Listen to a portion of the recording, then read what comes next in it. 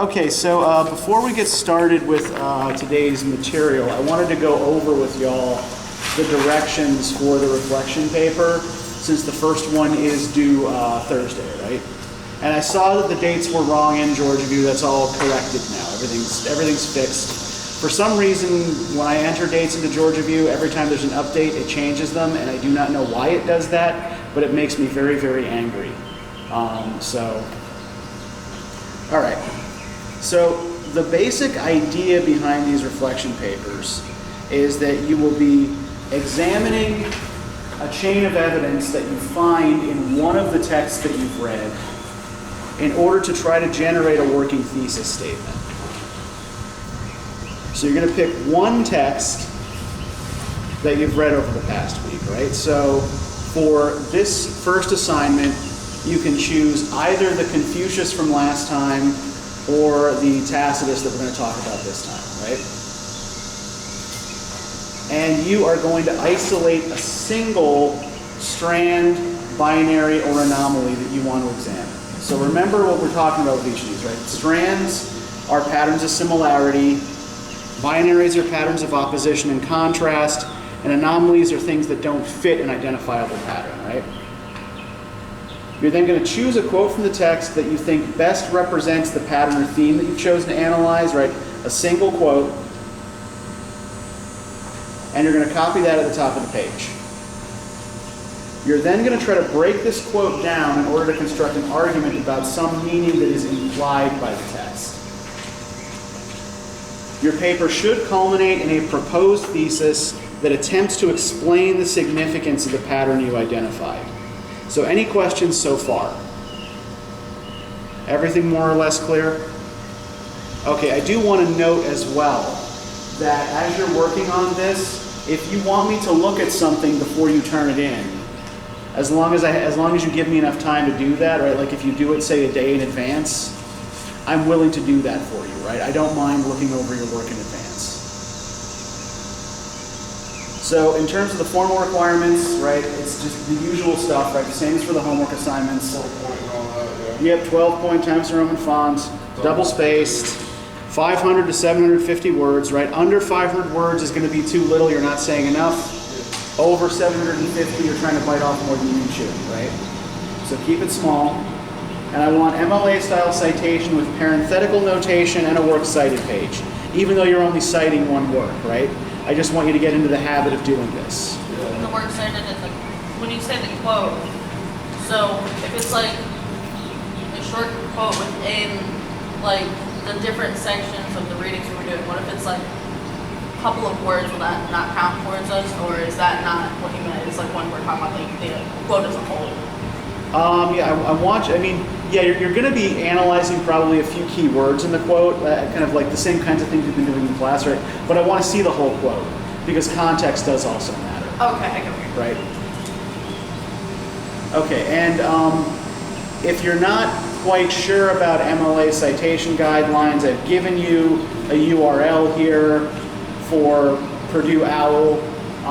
It's the webpage for the Purdue University Online Writing Lab, and they have all of the citation guidelines for different styles, for MLA, for Chicago style, for APA, all posted there, right? So you can use that as a resource not just for this class, but for any other class for which you have to write papers, right? Okay, so other guidelines here, right? So remember when we were talking about interpretive contexts when we read the Mayflower Compact, right? In class, we were talking about how, say like American history or American legal documents as contexts for understanding that particular text. I want you to choose an appropriate interpretive context for the text you're looking at, right? So like when we talked about Confucius, right? We talked about the spring and autumn period in Chinese history and how this was a period of gradual social decline, right? So one thing you might look at is how the particular pattern or binary that you're looking at in Confucius relates to a period of social decline, that sort of thing, right? So your interpretive context can be a historical period, a political or philosophical movement, a literary genre, or any other appropriate frame that helps you understand what the piece is doing. I want you to try to stick with the same context throughout and to be specific. For example, if you choose a historical context, and I cannot stress this enough, avoid vague phrases like back in the day. Back in the day makes me want to punch people, right? Because when you say back in the day, what are you suggesting about everything that happened before you were born? Does anybody know why I might get pissed off about a phrase like back in the day?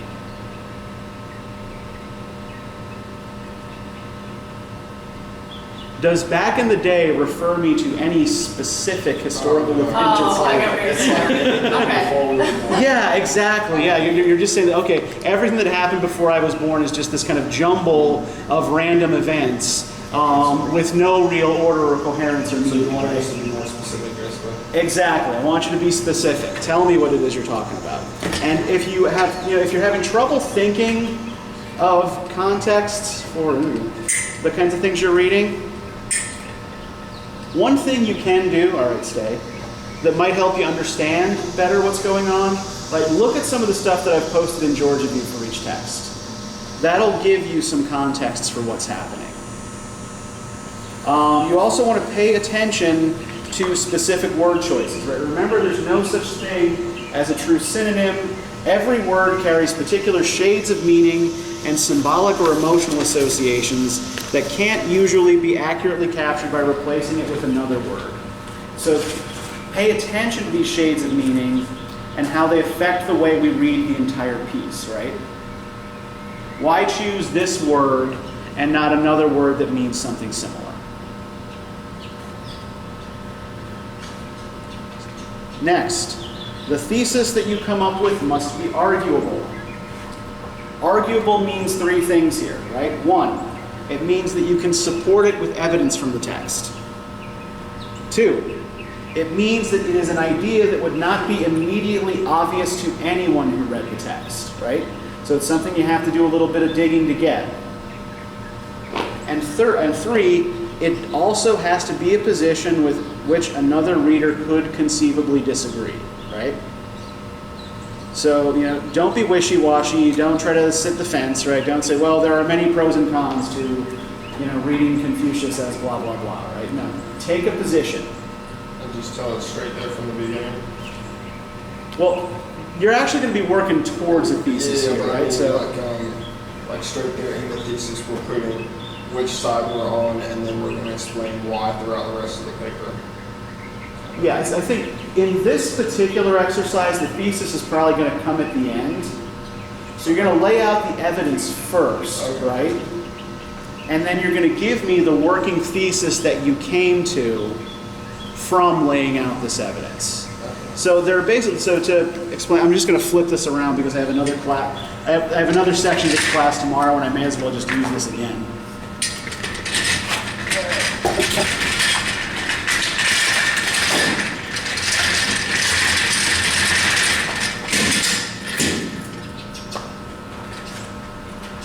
So I was going to kind of save some of this for a later session, but we may as well talk about it now. There are basically two ways to go about reasoning towards an argument, right? The first method we call deductive reasoning. And with deductive reasoning, you start with a general principle,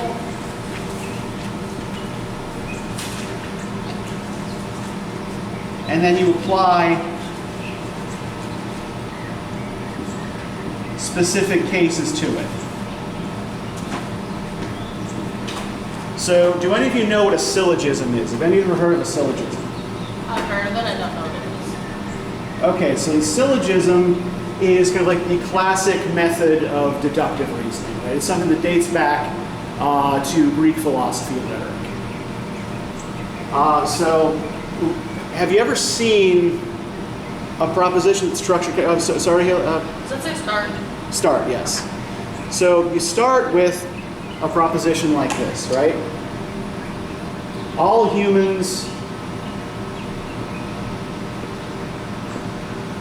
are mortal. Socrates, and of course this decides to mess with me now, is human. Therefore,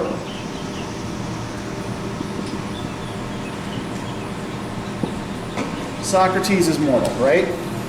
So you have a general principle already with deductive reasoning that you then test by applying to specific cases, right? We'll talk a little bit more in a couple of sessions about like what syllogisms are useful for and what they're not useful for, but this is just to give you an example, right? What I want you to do is actually the opposite. I want you to try to reason inductively. Now what this means is that you start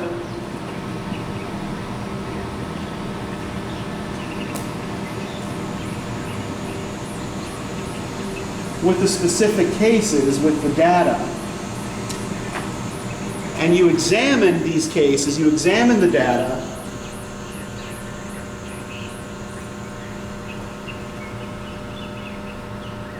to come up with a general principle.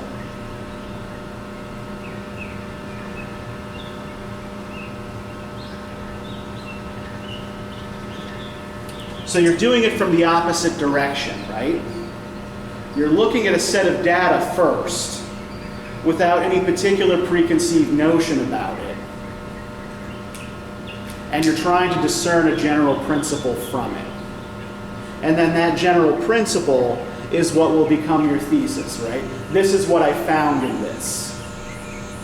This is what I want to try to argue. And most of the reasoning that you are going to be asked to do in university level courses is going to be inductive reasoning. Now, when you put it into a paper, like a more formal paper than this one, it's probably going to adopt a more deductive structure, right? You'll have the thesis in the first paragraph, and then you'll, each subsequent paragraph will, test something against that thesis. But in order to get that thesis, you have to do the inductive part first, right? So anybody have any questions about this?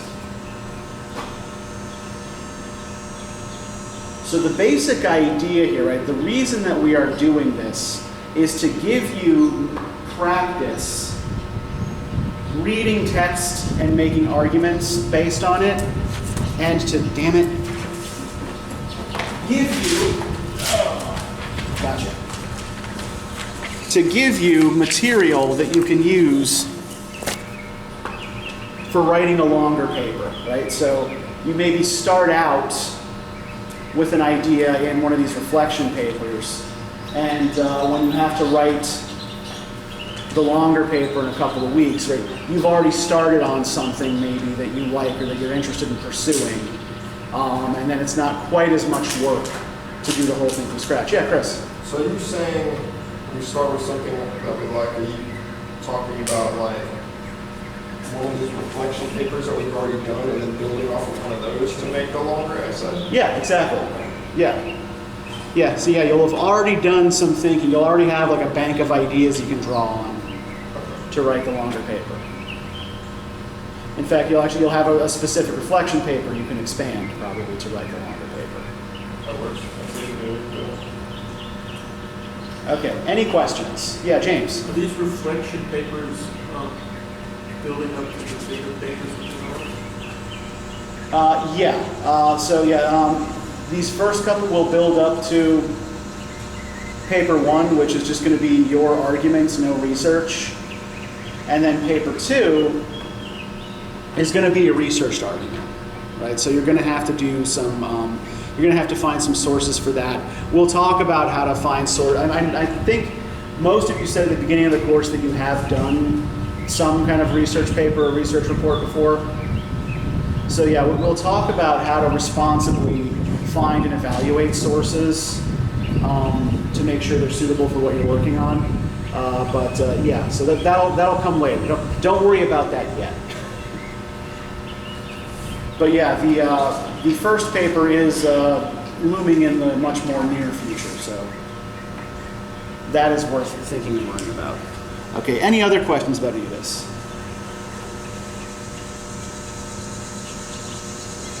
All All right. Then let's have a quick look at the speech of Calgacus. What do y'all think of this?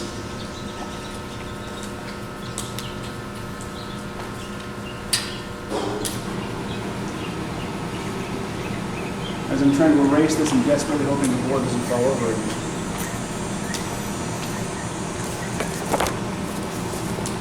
How'd this go for you? Very confusing. Okay, what was confusing about it? Just the language of it. Okay, anything more like anything specific about the language that was problematic or confusing? I don't remember. There were certain spots, but I forgot to put my other back. Okay. Anybody else? I couldn't really tell what exactly he was saying to do about the Romans. Okay. He said something about them not knowing what freedom was, Okay. but then he also said earlier, show them mercy. Yeah. It was a little... Okay, so maybe this is a place where like context is gonna help us, right? So I'm gonna pass out to you a map.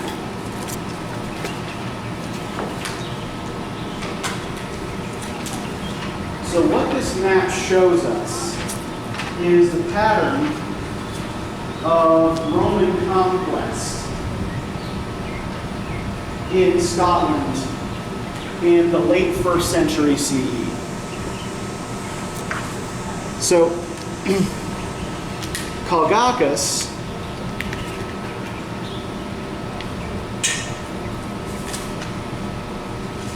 which is a Latin name, his name in his own language would have been something more like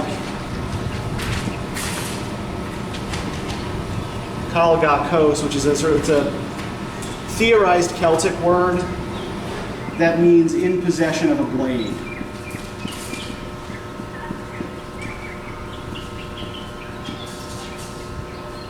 So whether this is a proper name or a title, we're not sure. In part because Tacitus is the only person who mentions Calgacus, like the only historian who actually talks about this guy. Now, Calgacus led a group of Scottish tribes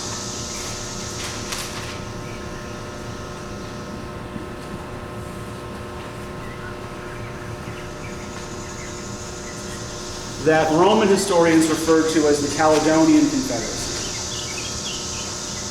Right, so it was a loose alliance of otherwise independent Scottish tribes who were united in their opposition to Roman conquest. So if we look at this map that I gave you, the solid lines with the arrows show the movements of Roman armies. And the numbers next to them tell you kind of like what year these motions took place in, right? So what do we notice about the movements of the Roman army here as the numbers go up here and as the years go by? What's happening in Scotland? Kind of taking over the entire thing. Yeah, year by year they're gaining more ground, right? They're taking more and more land. Now the dotted line that kind of goes along the coast shows where the Roman navy was positioned, right? So what does that indicate to us? They're not letting anybody in or out. Yeah, that this kind of interior of the country here in the north of Scotland, right, is by the year 84 completely cut off from the outside world. Right? There is nowhere to run, there is nowhere to go. And so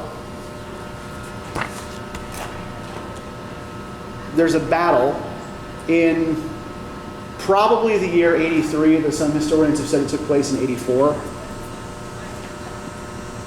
at a place that the Romans called Mons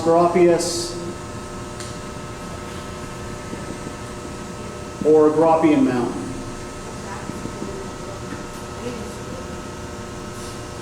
Right, Mons is just the Latin word for mountain.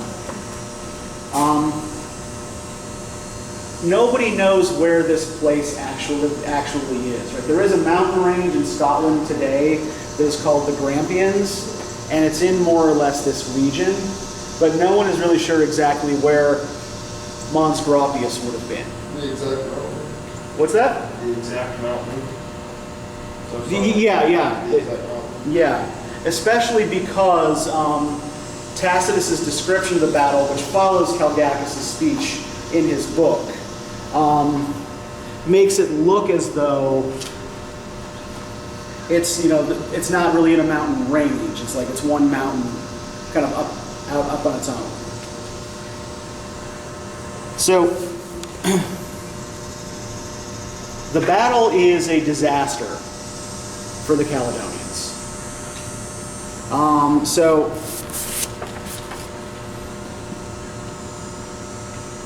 the Romans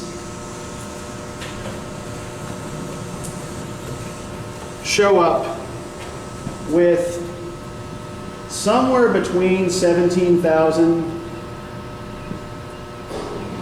and 30,000 troops. Right? Accounts differ as to how many Roman troops there were. And the Caledonians had between 15 and 30,000 troops. Right. Big gap there, big gap there in estimates, right? So clearly no one is really certain exactly how many people fought in this battle. The Romans, according to Tacitus, suffer 360 casualties. The Caledonians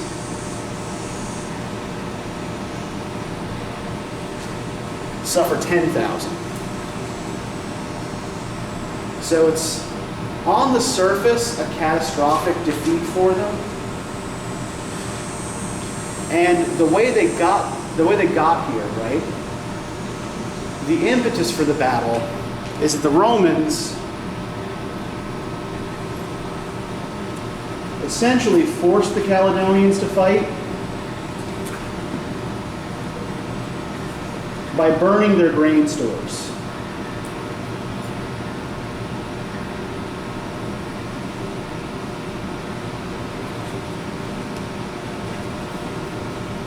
So, because they're hemmed in and they have no food for the winter, right? They have no choice.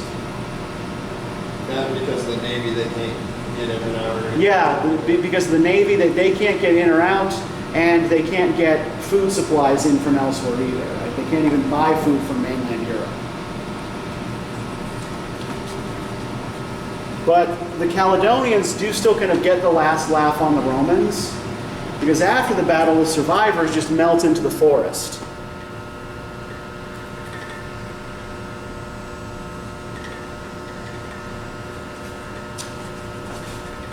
What do you mean melt into the forest? I was just about to ask about it. Yeah, well, essentially, as they're fleeing, Scotland is covered with mountains and with like thick pine forests, right? So because they knew the forests, they could just vanish into them. Oh, And the Romans weren't able to find them in the forest. Because they didn't know the place. Exactly, yeah, because they didn't know the land, they didn't know the territory. They weren't able to hunt down the Caledonian survivors, right? Now, if we think about this in the larger context of Roman imperial movements and politics, which is clearly something that Calgacus, at least as Tacitus imagines him, is thinking about, right? What do you all know about the Roman Empire? They were pretty big. Okay, yes, they were. Yeah, the Roman Empire was big, right? Covered pretty much the entire Mediterranean world, right, at its height. Which means they had a huge army, because how many people they were able to have Yeah, as like soldiers and stuff. yeah, exactly. So a relatively small percentage of soldiers in the Roman legions are actually Romans, right? They have all of these subject peoples that they've conquered in various places. I mean, they can just throw them into their army. Yeah, so their armies, yeah, include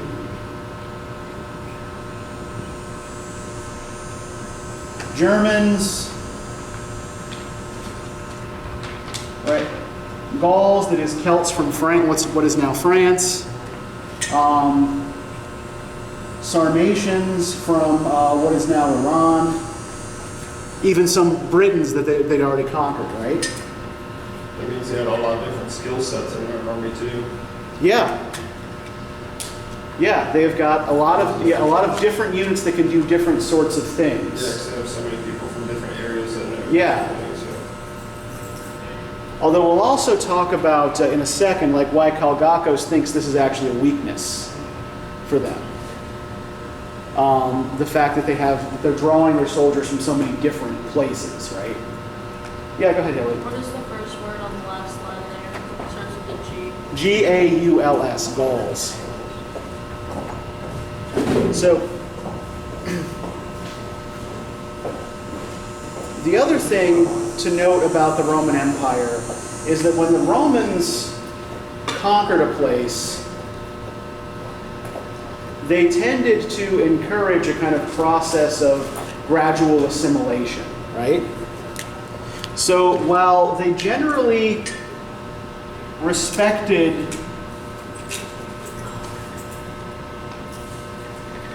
the religious rights of subject peoples, they let them keep their own gods and that sort of thing, and would even incorporate those gods into the Roman pantheon, right? So it was typical when the Romans conquered a new place, they would open shrines to those people's gods in the city of Rome, right? So they're not disrespecting anyone's gods. But there was also an expectation that culturally these people would eventually become Roman. And we can actually see this in a lot of imperial era architecture in places like Britain, where cities are being built not by Romans because there aren't enough of them in Britain, but by Britons themselves along a Roman model, right? And they would start to wear Roman clothes. They would, They would have to speak Latin. They would, adopt Roman cultural practices, things like that, right? So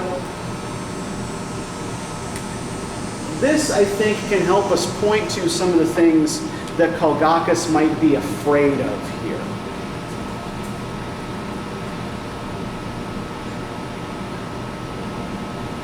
That losing this battle doesn't just mean losing territory, right? It means losing their way of life. Exactly, yeah. He's worried about the disappearance of an entire culture, an entire way of life, right? Like everything that we do will be different and will be dictated to us by the Romans if we lose this battle, right? So the other context that's important for understanding what's going on here as well is that this is just a really short episode in a longer book that the Roman historian Tacitus wrote.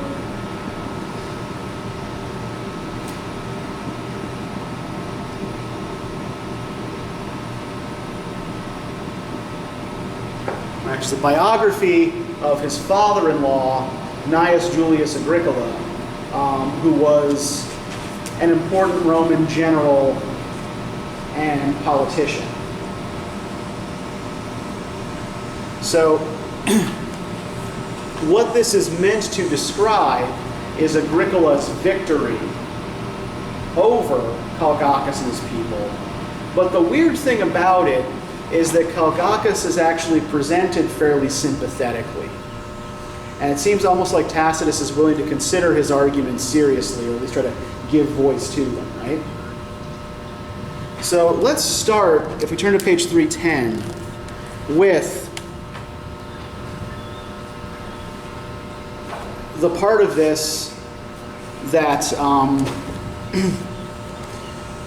Tacitus is kind of referring specifically to his father-in-law. Can I get somebody to read for us, starting with paragraph 29, there at the start of the next summer?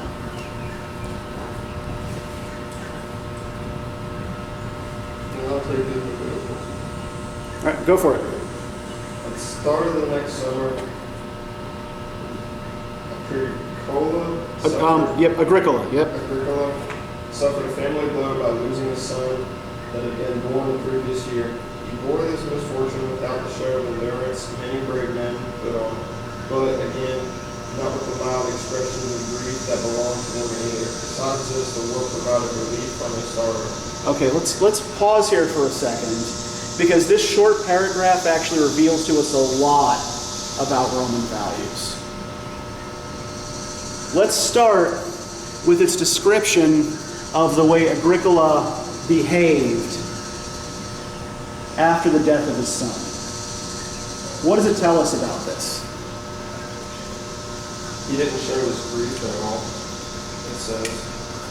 Yeah, or at least that he didn't show his grief in the way that a woman would, right?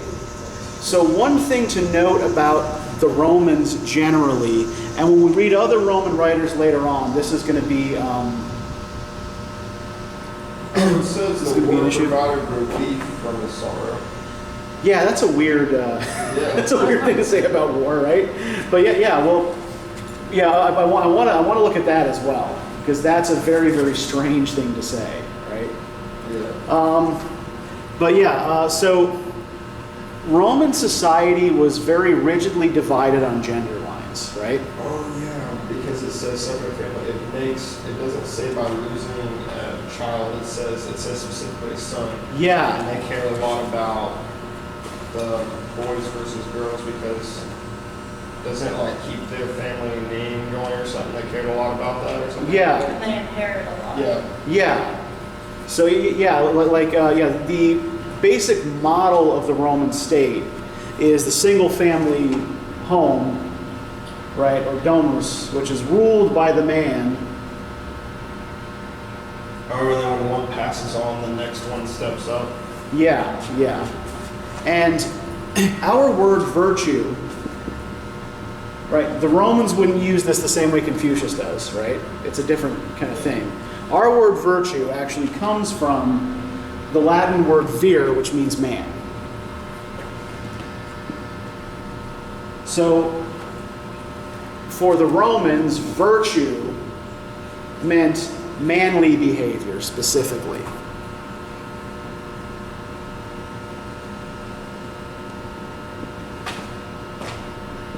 So what we're being told regarding Agricola's response to his son's death is that he took it like a man, right? That's kind of like the subtext here. Besides this, the war provided relief from his sorrow. Maybe a distraction.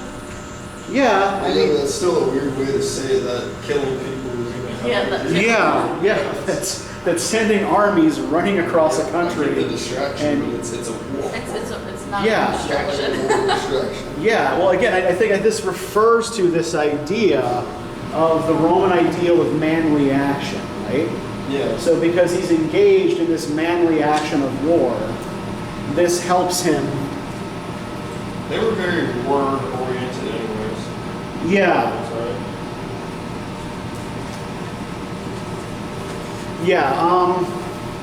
the Romans were, the Greeks were philosophers and poets. The Romans were warriors and engineers. So, you've got two cultures that are similar in a lot of ways, but also kind of organized and oriented in very different ways. Right? So where are we for time, by the way? Oh, it's 1:10. Okay, I figured that we still had plenty of time, but okay. So now the reason I wanted to focus on this for a second here, right, is also because it refers to family feeling, right? That Agricola is upset over the death of a son, right? Now, how does this play against things that Calgacus later says about the Romans?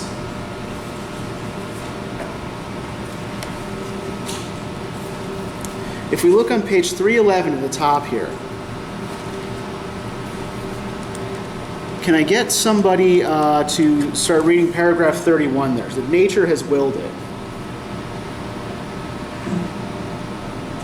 Nature has willed it that each man should love best his children and his own kin. These are now being torn away by conscription to be slaves in other lands. Wives and sisters, even if they escape being raped by Romans as enemies, are seduced by men posing as friends and guests. Goods and possessions are consumed by taxation, filled in their harvests by the great requisition. Men's very bodies and hands by building roads through forests and marshes under the lash and subject to insults. Those born to be slaves are sold once and for all, and what is more, are fed by their masters. Britain pays for its own enslavement every day, feeds its masters every day.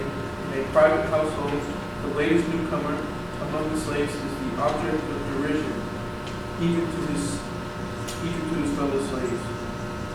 So too in the slave household, to which the whole world has long belonged, we are the new ones, the cheap ones, who are picked out to be destroyed.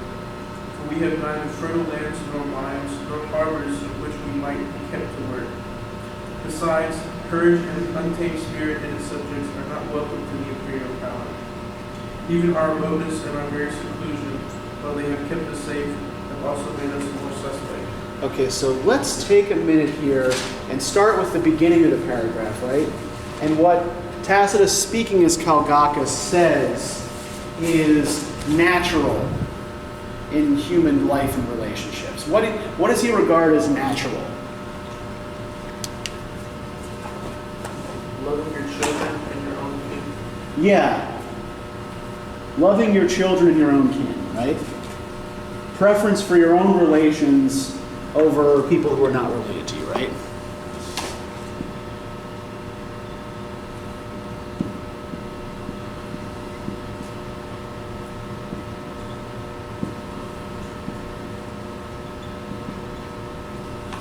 And so why does this matter as he goes on about what's likely to happen to the Britons if the Romans win?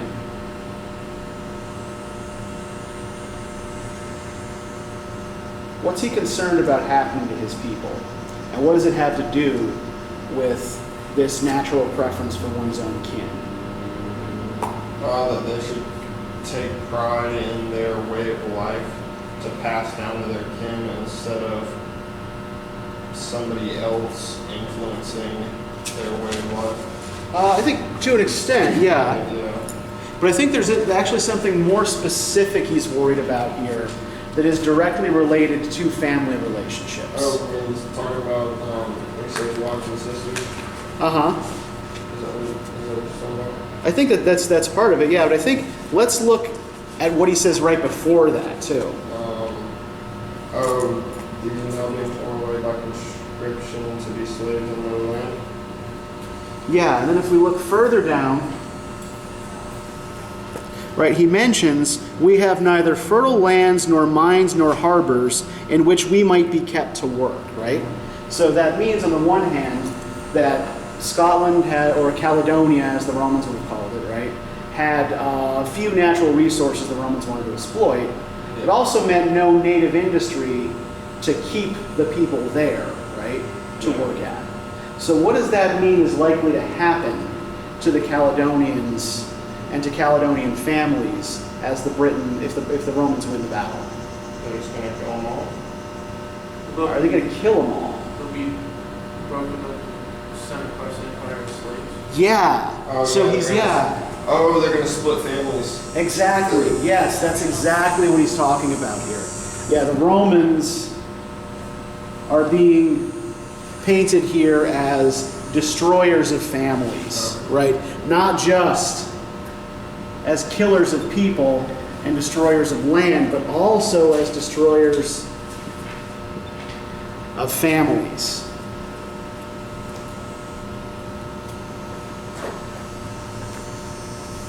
And we'll get back to how this relates to the account of Agricola maybe in a minute, but I want to sort of draw this out a little bit further.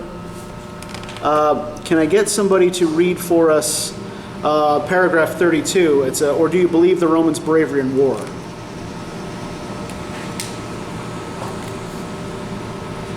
Say it back in bars, let's go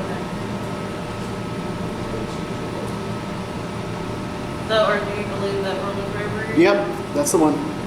Or do you believe that Romans' bravery in war matches their license in peace? It is by our quarrels and disunion that they have gained fame.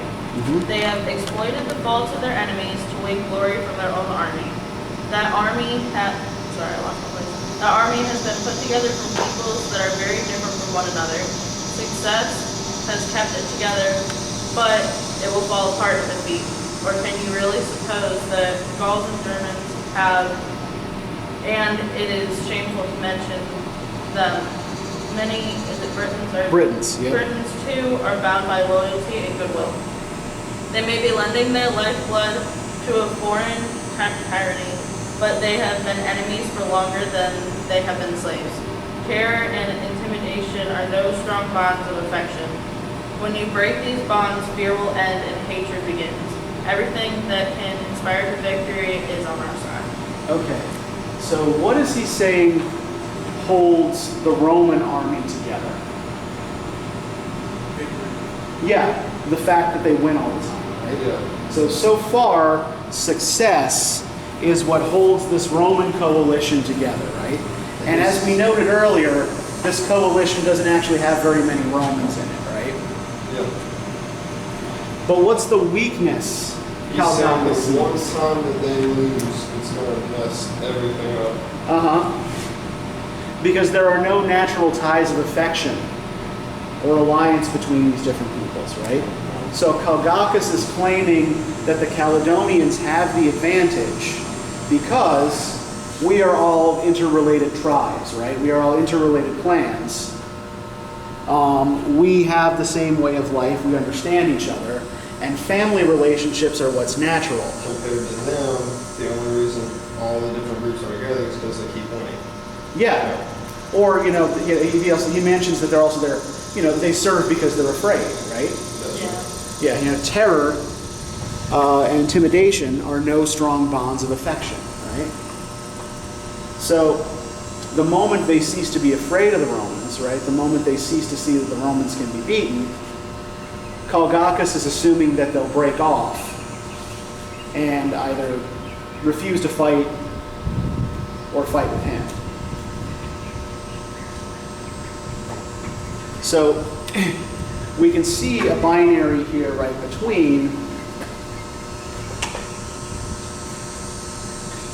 family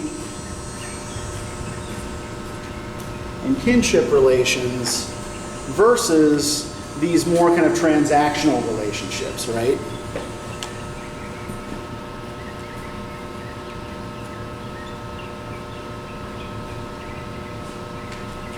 That are often based on fear and domination rather than on love.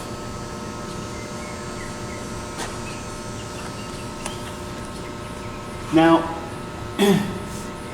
we follow this up on page 311 with a discussion of the Romans' place in Britain, right? So to continue with this whole theme of the natural here. Can I get somebody to read for us the paragraph that starts, the Romans have no wives there to fire them?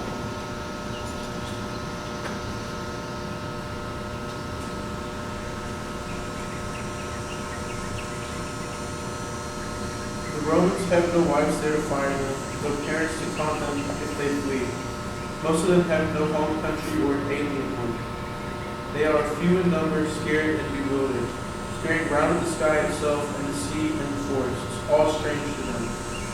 They are in a way like men imprisoned and chained, and the gods have delivered them into our hands. Do not let their outward show alarm you. It means nothing.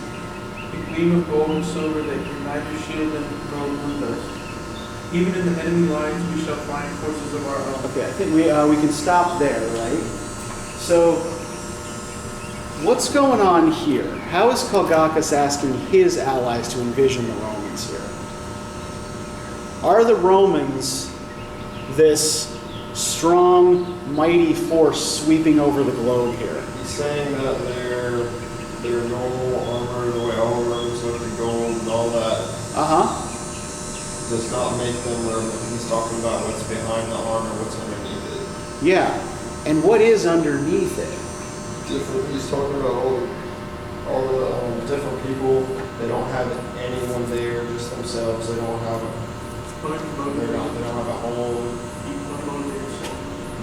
He says they're few in number. Uh-huh. He's not referring to the Romans. He's talking about the people underneath the armor of their specific groups. Yeah, I think he is actually saying that actual Romans in the army they're facing are few in number, right? People who are actually, he's saying there are few. He's talking about the actual Romans. Yeah, he's talking about the actual Romans, not the subject peoples fighting under them, right? Yeah, he said that there are actually very few Romans. And what do they not have in Britain? I think you were going to get into this, James.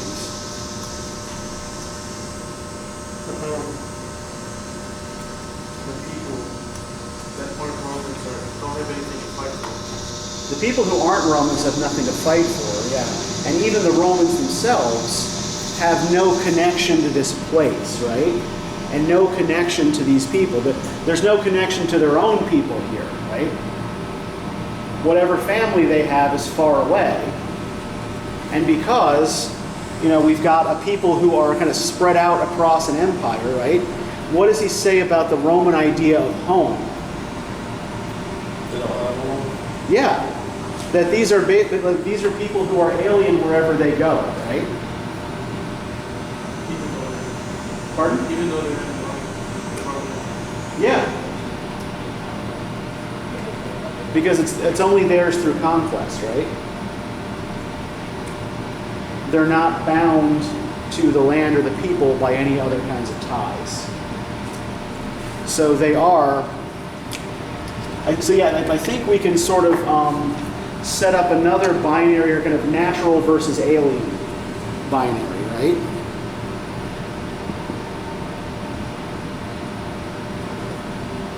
And he tries to paint the Romans as these kind of eternal strangers, not just to the Britons, but to everyone. So, to kind of bring this back around then, why do you think this starts with an account of the Roman general Agricola grieving for his dead son?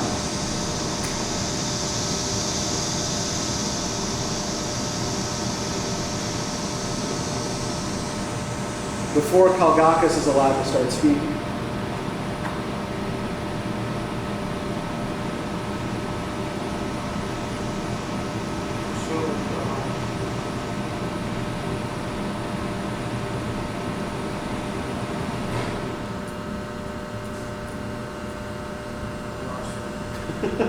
Yeah, just take a minute and think about it.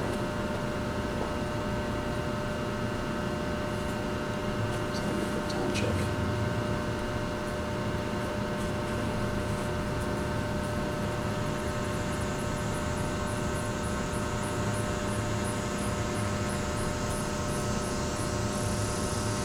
Think about all the differences that Calgacus has stressed here between his people and the Romans. And the one that he's really made the most out of.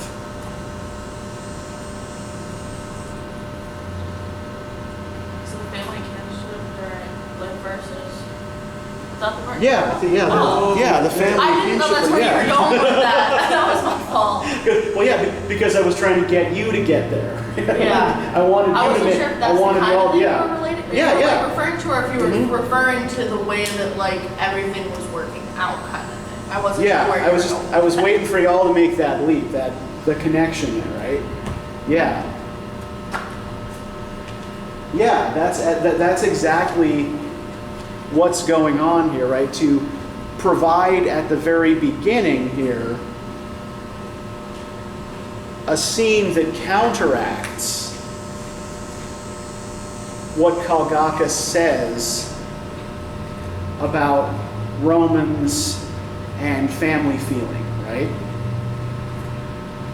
To show that, no, the Romans aren't simply cold robotic destroyers, right? They actually do care for their kin. We're not born out of rocks. We do have families.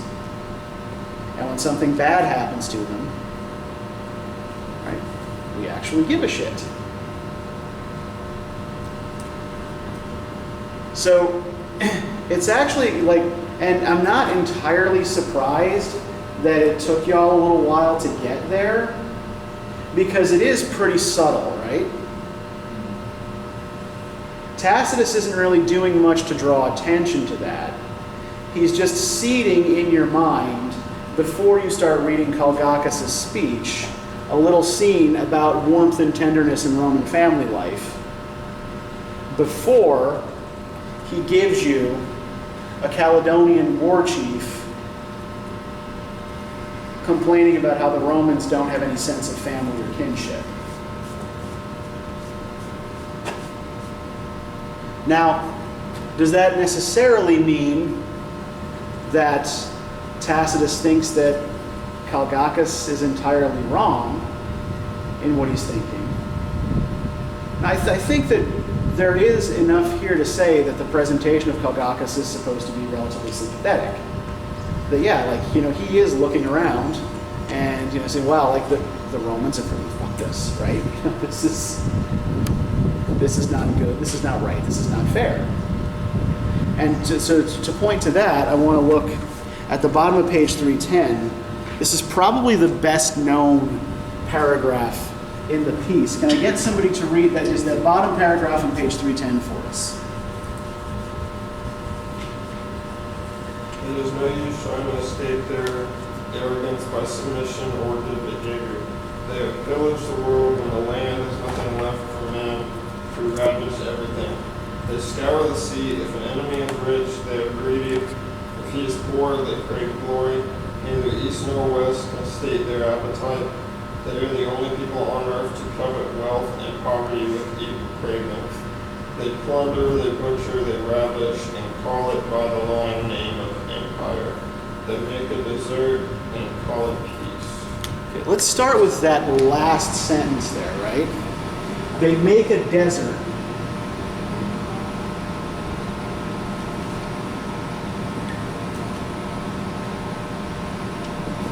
And call it peace.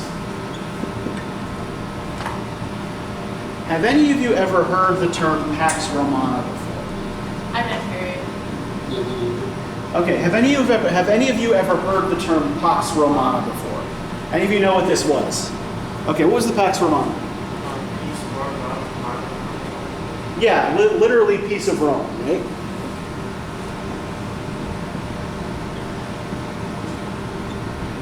And this was declared by the first emperor Augustus, right?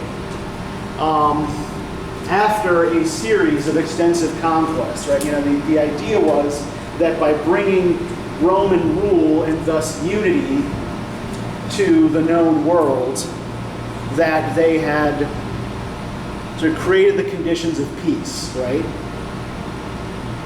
Right. Now there doesn't have to be war or infighting anymore because we run everything. Now, if we look at this, Calgacus' statement here, they make a desert and call it peace. What do you think that means in relation to the idea of the Pax Romana?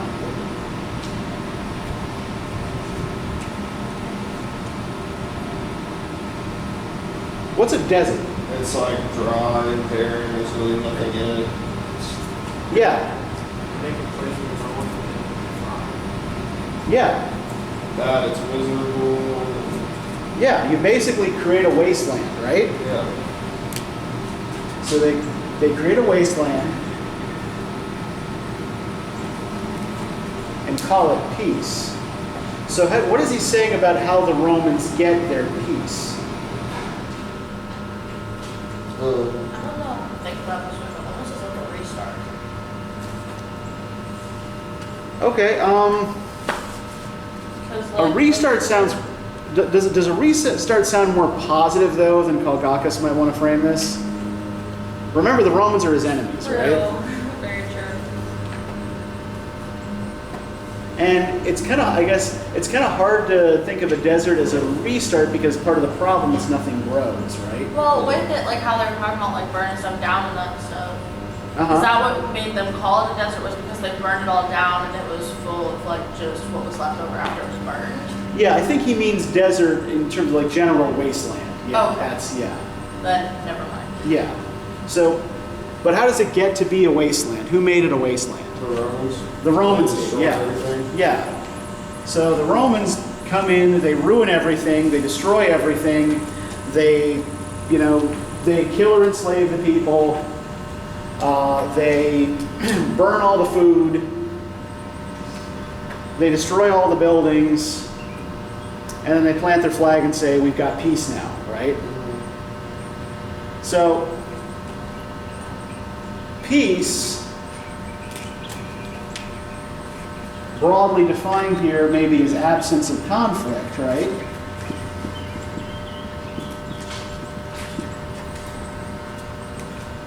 But there's only an absence of conflict because they've destroyed everyone and everything that might disagree with them, right?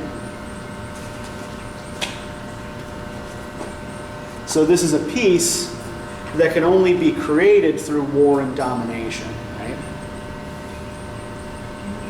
So yeah, I think Calgacus is saying that you know, no, like this is no real peace, right? That what you have to, the things you have to give up, the things that have to be sacrificed to give the Romans their peace are too much and are unfair, right? Yes. Right? They have pillaged the world. When the land has nothing left for men who ravage everything, they scour the sea. If an enemy is rich, they are greedy. If he is poor, they crave glory. Neither east nor west can sate their appetite. They are the only people on earth to covet wealth and poverty with equal craving. So what kind of picture, like, what kind of general pattern do we see here in the way he describes the Romans? What are they? They destroy everything. Okay, yeah, they're destroyers, right? They are destroyers. But I think there's a more specific pattern of language here as well.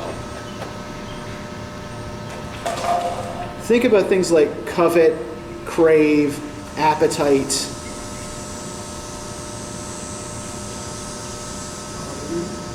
Yeah, they devour, right? There are people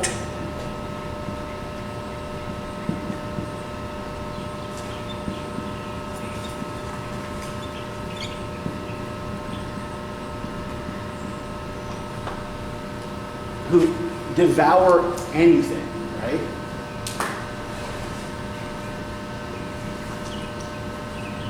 Whether or not they're actually going to win anything, like any spoils of war from the people, right? Because even if you're killing poor people, you still get glory, right? So either way, they seem to regard this as worth it. So we've got a couple of strands and binaries we could pull out of this and build an argument around, right? So we have this kind of this natural versus alien binary, which we've already noticed the text kind of does its best to counteract, right? So there's a complicating factor there that could make things interesting. We've got this family kinship versus this transactional relationship binary. We've got this strand of eating and devouring, right?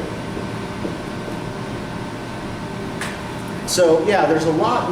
there's a lot we could do if we wanted to kind of build a thesis out of this, right? So we've laid out some of the parts here, and as y'all start working on your first response papers, you know, pick one of these parts and see if you can develop it, right? So this is really about all I have for you today. You guys have any questions about anything?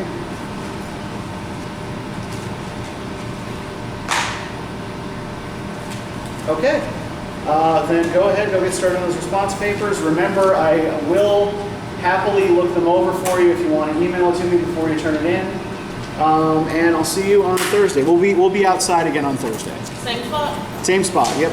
And just make sure you put the chairs back.